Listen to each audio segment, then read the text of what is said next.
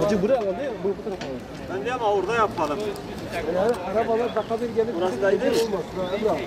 Buraya araba gelmiyor. Burası iş. Biraz şey var ha. Burada iş var. Burası çıkmıyor.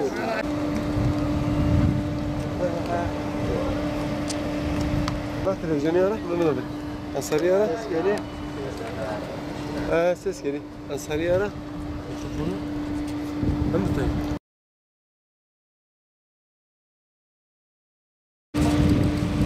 Abi gömerken. Aman bunu yapalım. Evet, mikrofonumu açık. Geliyor.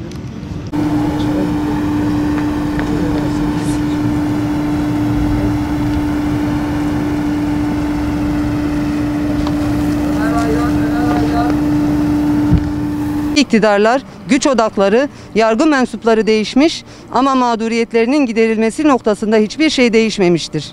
Ne kadar ironiktir ki 28 Şubat'ta darbe yaptığı mahkemece tescil edilip müebbet hapis cezası alan darbeciler ayda bir imza karşılığı salıverilirken darbenin hakiki mağdurları halen cezaevlerinde tutulmaktadırlar. Cumhurbaşkanının defalarca, Başbakanın birkaç kez dillendirdiği, mecliste defalarca gündeme gelen bu hukuksuzluk karşısında somut bir adli, idari ya da yasal adım atılmamış olması ciddi çelişkileri içerisinde barındırmaktadır. Bu çelişkileri ortaya sermek, duymayan kulak, görmeyen göz, sızlamayan vicdan kalmasın, hiçbir mazeret ileri sürülemesin diye bir kez daha buradayız. Cezaevlerinde tutulan 600'e yakın mahpus ve mahpusların aileleri için darbe devam ediyor.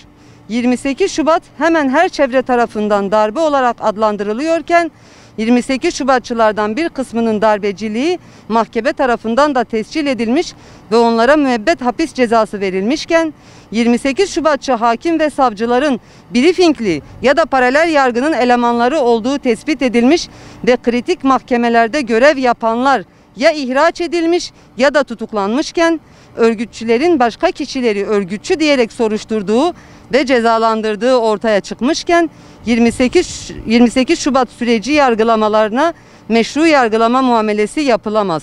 Hukuksuzluğun bu derece ayyuka çıktığı bir konuda böylesi bir sessizlik ve tavırsızlık endişe ve utanç vericidir. Bu insanların ailelerinin hak taleplerine kulak vermek herkesin üzerine düşen önemli bir görevdir. Çocukları babasız, anneleri evlatsız bırakan bu sorunun hemen çözülmesi gerekir.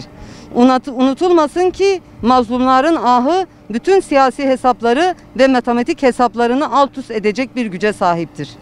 Kendilerini tutuklayanlar tutuklu hale geldiği halde af talebinde bulunmayan, vakur ve onurlu bir duruşla haklarını arayan bu insanların ve bu insanların ailelerinin hak taleplerine kulak vermek ve gereğini yerine getirmek açıktır ki başta yargı, hükümet ve Türkiye Büyük Millet Meclisi olmak üzere herkesin üzerine düşen önemli bir görevdir.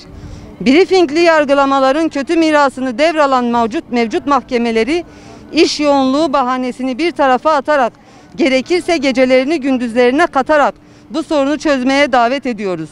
Türkiye Büyük Millet Meclisi'ni, mecliste birinci parti olan AK Parti'yi ve ana muhalefet olan CHP'yi 28 Şubat mahpuslarının sorununu öncelikli mesele haline getirmeye, sorunun çözümünü sağlayacak yasal düzenlemeleri bir an önce yapmaya çağırıyoruz.